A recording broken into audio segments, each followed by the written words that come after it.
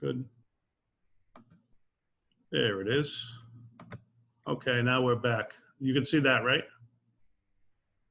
Yeah. Okay, Yeah. thank you. Slideshow from the beginning.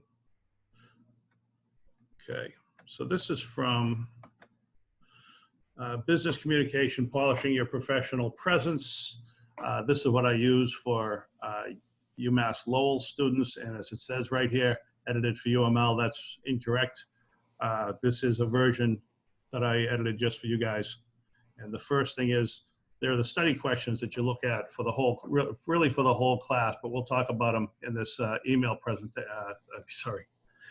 We'll talk about this in this PowerPoint presentation. Why is communicating a challenge for some people, for a large percentage of people in the early 20s who come into the workplace? What are the benefits of good communication skills? What characteristics help you communicate effectively? And what important career skills will you get as a result of good communication? The challenges, and we talked about this before, is the complexity, the fact that so much is about context, and that it's more than just the transmission of messages. If you come out to many teachers and you say, I would like a better grade for this, this, and this, and they don't like you and you haven't established a good relationship, then they might just say, the deadline is the deadline is the deadline. You've got to just do this. So there's a lot more that goes into it. There are things you can say to your friends that you would never say to a stranger, et cetera, et cetera. Here's an example of how complicated communication can be. If you look at this, it's not just you say something to somebody, then they pass it on to somebody, they pass it on. It doesn't go in a straight line. It goes around and around and around. And you've got to think about the physical context, the psychological context, the social context, the relational context, and the cultural context of pretty much every message you send and every message you receive. And it might be different for every person. The benefits is it gives you a competitive edge in your career. And so therefore you'll have greater success, and I would say greater success professionally and also personally. Now, what kind of greater success? Let's take a look at this. If you're a great engineer, whoops, sorry, jumped around on me. If you're a great engineer, that's a great thing. But, hold on.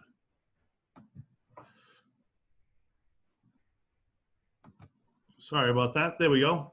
So the National Association of Colleges and Employers did this survey a couple of years ago.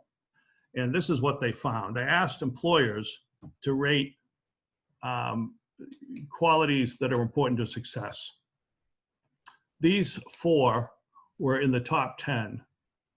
And the first 3 were judged to be more important than the technical knowledge, which is the employee's ability to do his or her job, the ability to work in a team, the ability to communicate verbally, the ability to obtain and process information, and the ability to create or write or edit reports. And it's interesting because we often think, well, we can all communicate verbally, but there are more effective ways and less effective ways. And while people in their early 20s think they communicate well, most employers believe that students are not prepared to be good communicators. And here's a chart that goes into the kind of detail that we're talking about here. Take a look at the percentages. Now the students, if 2/3 of students think that they have good critical and analytical thinking skills, and 26% of employers believe the same thing, Chris, what does that tell you?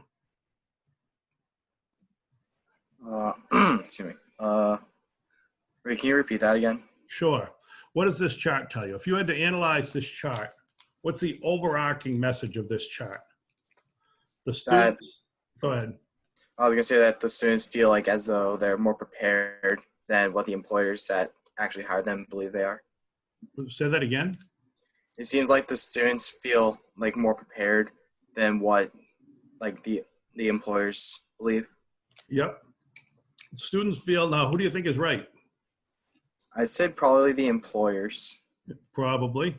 And I think even if they're not right, it's going to be tough to convince them that they're not right. Yeah. So it's an interesting thing. And I don't know why we have this chasm, but according to these folks who answered the survey, there is an issue.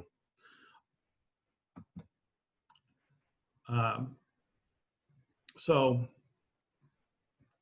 here are some ways, and we can skip this slide.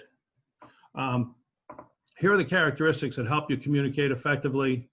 And this is in the workplace. It's to be strategic, professional, and adaptable. And they break it down in these boxes. Every time I move this cursor, I get myself in trouble. There we go. Get rid of that. To be strategic means to be purposeful. In other words, have a purpose for all of your communication. Now, we know that some of the purposes are banal, to make friends, to be polite, to make people in the office feel connected. Then that's about being audience oriented. So a lot of these purposes are just mini purposes. They're not anything necessarily great and big, but it's also important to recognize the purpose of every communication you have. Is it just to be friendly? Is it to make a good impression? So you want to think about that. You want to think about the audience. As we talked about before, some audiences, some people, they only want to get their work done. They want to say hello to you, and then they want to keep going because they've got things to do. Other people, they're really sociable, and you have to kind of watch out that, maybe they're not too sociable and don't take too much time away from the task that you've got to achieve. And then when needed, being persuasive is important. And it's not just making a sale or getting somebody to do something for you, a project, or hire you or give you a raise. Sometimes it's as simple. Sometimes it's getting somebody to join your team. Let's say you needed help from somebody on a project that you think would be mutually beneficial. You might have to convince that other person that it would be a mutually beneficial thing. From a student perspective, you might want to get into a study group, and you might want to pick people. And there are some people who may not know you as well. You go into a college, you've got a class of 20 people. What's the best study group for you? Well, you want to think about it. You want to think, who are the best students? You might want to think about who are the best, students who are most likely to share the information with you and show up to the study group sessions. Whatever the qualities are you're looking for, you want to think about. So that kind of purposeful, strategic, persuasive communication can be important on a much smaller scale than what we usually think of when we think about strategy and purpose and persuasiveness. Professionally, you want to be appropriate to the situation. The same way in your personal life, if somebody's just come from a funeral, you don't want to be maybe too chipper. You want to think about what you're doing professionally. You don't want to walk in to the office on Monday talking about your wild, crazy weekend when everybody else has been working on a project all weekend. You want to be clear and concise frequently with your messages, particularly if you're sending something by text or by email. And you obviously always want to be ethical. And ethical basically is, the golden rule: do unto others as you would like to have them do to yourself, or do unto you. Do unto others as you would have them do unto you. Sorry, I forgot my golden rule. And then finally, adaptable, which I think is an area that your generation should be. Most generations, when they come up, they are really current with technology, and in this case, social media. You're probably going to learn as you go into college how to work with diverse cultures and ages. I know going to Haverhill High, you probably have a certain amount of diversity. If you had gone to Lawrence, you'd have more diversity. And when you go to college, you're going to find yourself not only working with people from different backgrounds, Americans, but you're going to find yourself working with a lot of foreign students. And you're really able to, if you seek it out, you'll be able to get a lot of experience working with people from other cultures. And finally, you want to be collaborative, because everything these days is done in teams. And you really, even if you work from a distance, even if you're distance working, like working from your home, I think I mentioned I have a friend who used to get on her computer. She was an engineer and she was a trainer in high tech. And she would spend every morning at 8 o'clock, she would log into a meeting, and she'd run the meeting and talk to engineers from all over the world. So it's not the same world that I grew up in, certainly. And so you've got to be able to work collaboratively, and you've got to be able to work with different cultures and ages, by the way. Being strategic, as we said, is purposeful, audience-oriented, and persuasive. And you want to think about these questions. And I know that you don't necessarily think this way when you have these communications with mom and dad and your good friends. But I want you to think just a little bit more mindfully over the next few days, certainly, because I have an assignment coming for you. But what is the goal of your communication? The goal is to go to get a chicken sandwich. The goal is to get outside. What do I want to accomplish? Well, do I want to accomplish going outside, or do I want to go out and getting out of the house? Or is what I want to accomplish to get the sandwich? You can decide that. They're pretty close. You know, the goal of the communication is this: you want to accomplish something, which is to go get out of the house and get a chicken sandwich. Just think about it. Think about it, and think about it with all the other communications that you have over the next few days, please. Who is my audience? My audience is my mom. My audience is my teachers. My audience is my friends. What content will my audience need? Mom, I cleaned my room. I need a break. You love me, and I love you, and I want to go to get a chicken sandwich. There's a thing in sales, I think, as I talked to you about, when you get to where you make the sale, you want to stop. You don't want to keep going and going and going. It's sort of like, yeah. You get the car, go, get out of here. At that point, you stop talking. What medium will work best? Now, obviously, if you're asking your parents for something, for the most part, it'll be face to face. But if you have a parent who's at work and you wanted to ask the same question, then you might text it to them. If it was routine and you didn't think there was much persuasion that you needed, you would probably definitely text it to them, because it's quickest. It's quick, it's direct. When it's done well, it's really effective, but it's not effective for everything. Certain kind of messages, you might want to use an email. Certain kind of messages, you might want to leave a note. Certain kind of messages, you might want to write a letter. And so you've got all of these different mediums, and you sometimes want to pick the one that works best for every message. And then finally, how do you frame and organize? How do you compose the message to effectively state and support the main point, which is, I need to get out of the house. I'm going crazy. I'm jumping. I'm bouncing off the walls. I'm jumping up and down. I think it would be good for everybody if I went and got a chicken sandwich. And so that's how you can frame and organize the message, or with a different message, it might be done a different way. So I want you to think about this. And I've got an assignment coming up. So, understand your audience to answer these questions, and that should be a colon. What content does your audience need or want? How can you make the message easy to understand? I apologize for the grammar on this slide. I can see the error, as all of you can, but you see this, and I'll put this, I'll send this to you by email to the whole class. And these figures that they use, this is the textbook that I use at Lowell. They're really good in the way they break down ineffective and effective messages. You see the one that's labeled effective, that email, and you see the way they use boldface. You see the way they use white space. You see the way they break up the main points into shorter paragraphs. That's a good rule of thumb. It's a good habit for you to get into even now. And I know one thing about, and we teach in the business area, so we're teaching business writing. There's a big difference between business writing and academic writing. So a lot of the rules that they're giving you in school right now are things you want to get away from. I don't think anybody requires this kind of writing in emails in high school. I might be wrong, but one habit you can get into is getting into the habit of writing a strong email. And you can see here what they do is they use this mix of, like I said, mix of white space, bullet points, shorter paragraphs for shorter ideas. And it's pretty effective, and it's actually a good way to write all of your emails.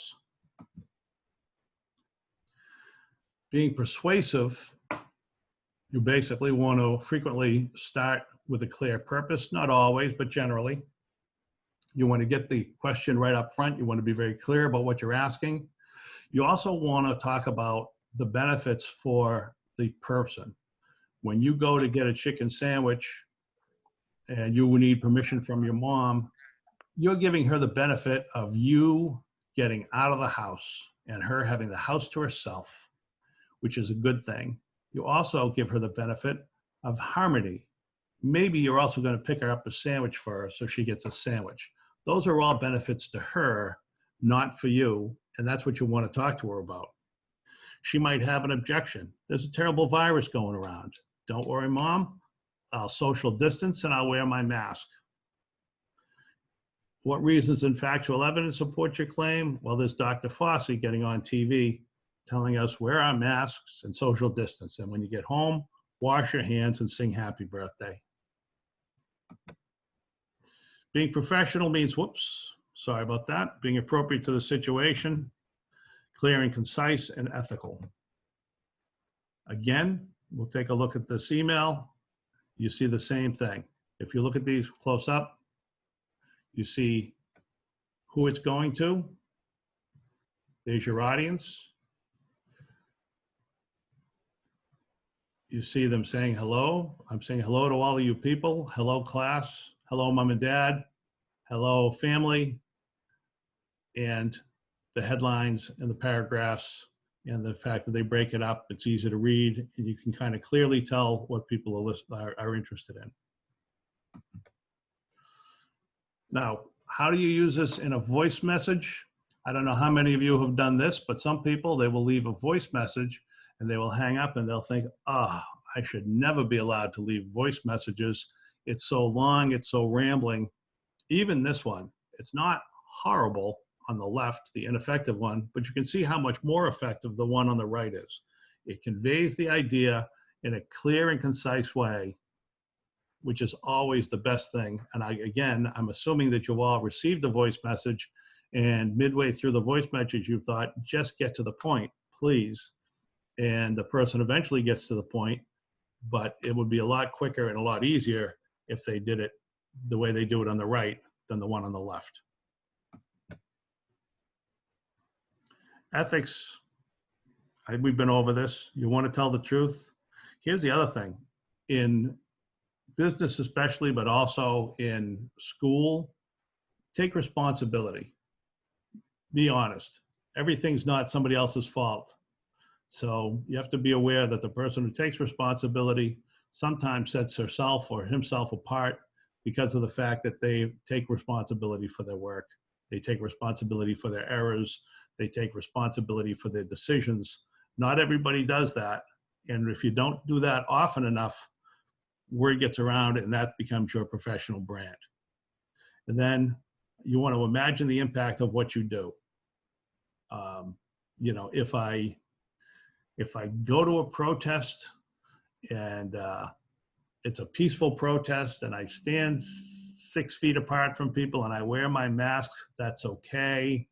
If I throw a brick, then imagine the impact on the people who work for the business you threw the brick through the window of. Imagine the impact of something you say if it's a lie. My team, it's not my fault, it's my team's fault. You just thrown 3 people under the bus, and what's the impact on them? So you want to be ethical at all times. And then finally, there's adaptable, which, as we talked about, I don't think this is, I think the beginning of this is not that bad. They do say again, the business people versus the new hires, they do say that collaboration is an issue for younger people because they just don't work that well in teams, which is interesting because they do so much team stuff in college and in high school. Culture, I think we've covered this, but things to think about. What do good communicators do? Pay attention and keep an open mind are really the two best. You want to kind of be aware of what's there. Maybe you want to do a little homework if you're going to be working with somebody from another country, and just pay attention to their verbal cues, nonverbal cues rather. Collaboration, you have to adapt to different people's work styles. And a lot of times that means not just compromising and coordinating, but also negotiating and sometimes managing conflict. We won't get that far much into managing conflict right now, but these are all important things. One thing I found with younger people is, and I'll tell students, and I'm always amazed by this, but we talk a lot in my classes about collaborating and teamwork, and that you don't want to be the person who dominates the team. If you're on the team, you don't want to be the person who does all the work, nor do you want to be the person who's like an anchor dragging the team down as it tries to move along. And yet people sometimes they don't get out of the shell and they don't communicate with people. I try to get my teams in my UMass classes to just communicate with each other after meetings. You know, send an agenda before, send notes after. Everybody's got to sign off on the notes. Now in real life, in business, you'll find that there'll be times that you'll see everybody in the world responding to emails and you think, do I really have to respond to this? And sometimes the answer is no. It kind of depends on the purpose of the email. But then there are other times where you're on a team and you're the one person who doesn't respond and something goes wrong and you're the reason. And you didn't mean to, you just weren't a very good communicator. So it's important to communicate and always be willing to communicate when you're in a group. That's it. Any questions? No. There we go. All pretty clear? Okay. How did the pairs assignment work over the weekend for you guys? Did it work pretty well? Did you learn anything? I thought it was good. Yeah, I thought it was good too. Good. I know a lot of you gave me some really detailed information, and I really wasn't looking for that much detail. I just wanted something to indicate that you had done the assignment and given it some thought. Sometimes students will do an assignment just to get it done, and so they don't really think it through, and they don't approach it thoughtfully. And that's really what I was trying to do, is get you all approaching it thoughtfully. I'm not going to ask you to call out your partner if it didn't work well, but sometimes one issue that could come up with an assignment like this is if I pair two of you together and one of you doesn't communicate. I don't know if any of you had that situation. I might find it out when I read the rest of the discussion, but that can be, excuse me, that's common enough that I've flagged it as a potential issue with this assignment. So the next assignment, by the way, how have you found the quizzes? You've had 3 quizzes, all pretty easy? Yeah. Yeah. Okay. Yeah. All right, then the midterm won't be that much more difficult. There'll be a lot of questions from the quizzes, a lot of questions from the PowerPoint. There might be something from the book. So I would say you want to familiarize yourself with the book. You want to probably read the back of the chapter. The book is actually good. It's like any textbook. It gives you everything and it gives everything equal weight. So some of the things that I judge to be a little more important, they don't really highlight them. I'll say this, the thought questions are interesting. I think the discussion questions, and I think you'll find that knowing the vocabulary is a good thing, and reading the back of each chapter is a good thing in terms of the quizzes. So now we're on to the next assignment. How many conversations do you think you should have for the next assignment? Figuring we're not going to meet tomorrow, Is that good with everybody? We don't meet by Zoom until Thursday? Yes. Okay. Yeah. I wish I had a better layout for you so I could just give it to you at the beginning of the year saying, I need you these days, I don't need you these days. Unfortunately, the next class that I have will probably have a plan, but you guys are the, you're the group that we're writing and judging and making decisions as we go along. But we're not going to have a class Wednesday. There will be a quiz. Then on Thursday, we'll do a review. And then on Friday, there'll be no class, and you'll just take the midterm. I'll probably give you 2 days to do the midterm. Does that seem fair? Friday and Saturday? Yeah. Yeah. Okay. And I'm going to guess there are going to be about 40 questions on the midterm, but that's just a guess. I haven't written it yet. I'm going to basically go back to my old midterm, see what we've covered, see what we haven't covered, and I'll quiz you. I'll test you on what's being covered. Good? Good. So that's the schedule for this week. Now, what am I going to have you do tomorrow? There are 2 assignments that I'd like you to do. The first is going to be the quiz. There'll be a quiz loaded, and I'll give you some time to do that. That'll be tomorrow. And then there'll also be tomorrow, what I'd like you to do, I'd like you to do this between now and Friday, let's say. I'd like you to do 6 communications. And I'd like you to use at least 4 mediums. Mediums being the way we deliver the message, whatever the message is. So it could be email, it could be a personal message on Facebook, it could be a text, it could be a telephone call, it could be, did I say face-to-face? Could be face-to-face, which is just a conversation. It could be on Zoom, whatever medium you take. It could be with a note. I included letters because letters are one. There are a bunch of other mediums that people use. The medium is whatever you choose, whatever method of delivery you choose, that's your medium.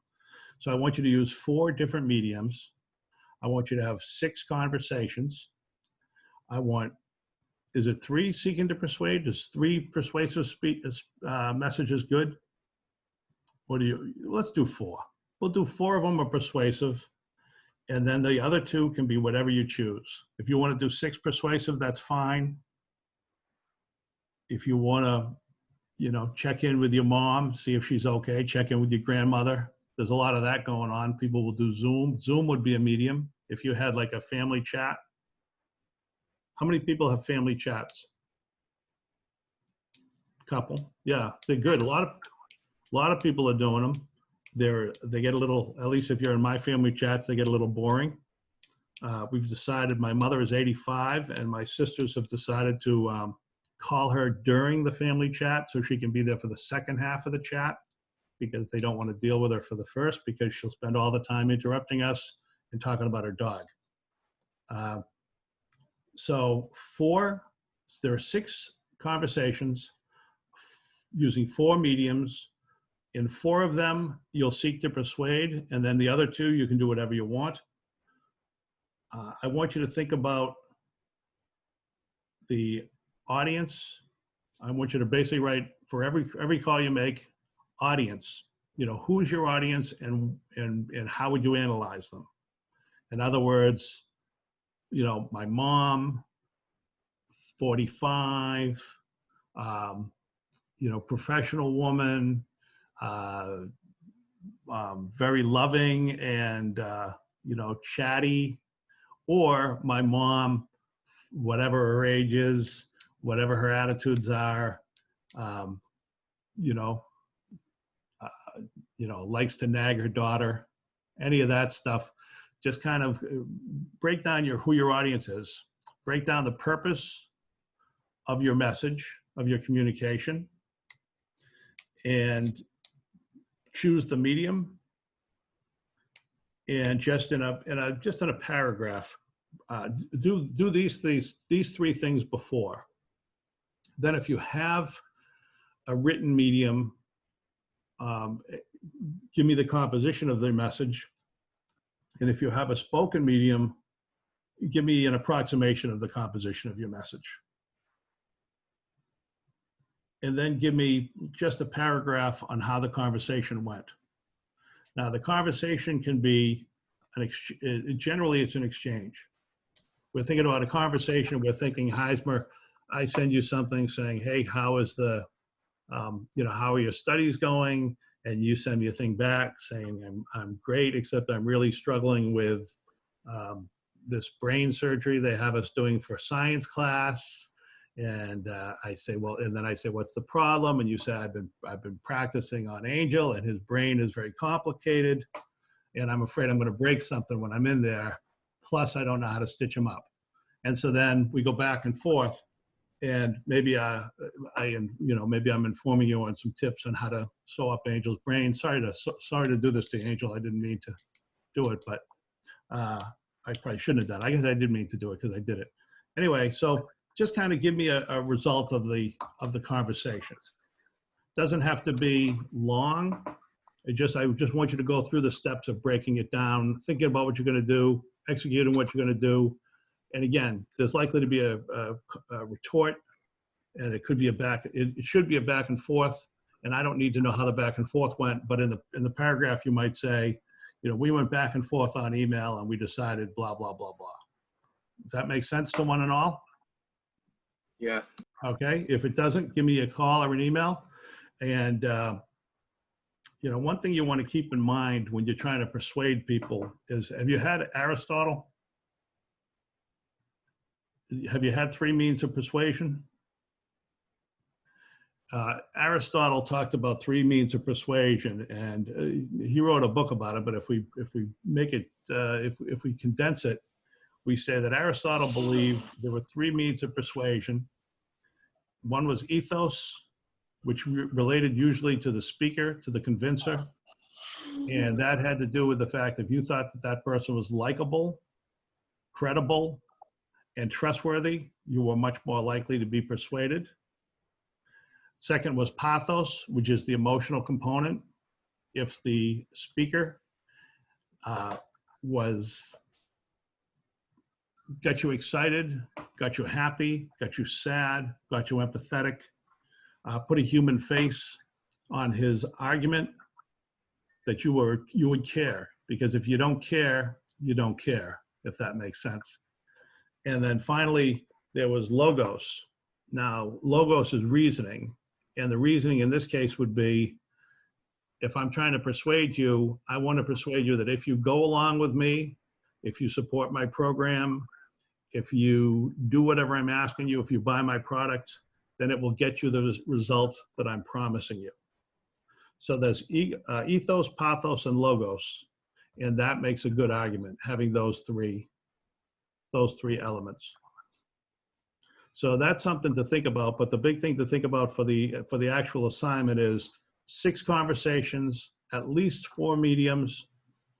4 of the 6 message at least should be trying to seeking to persuade somebody.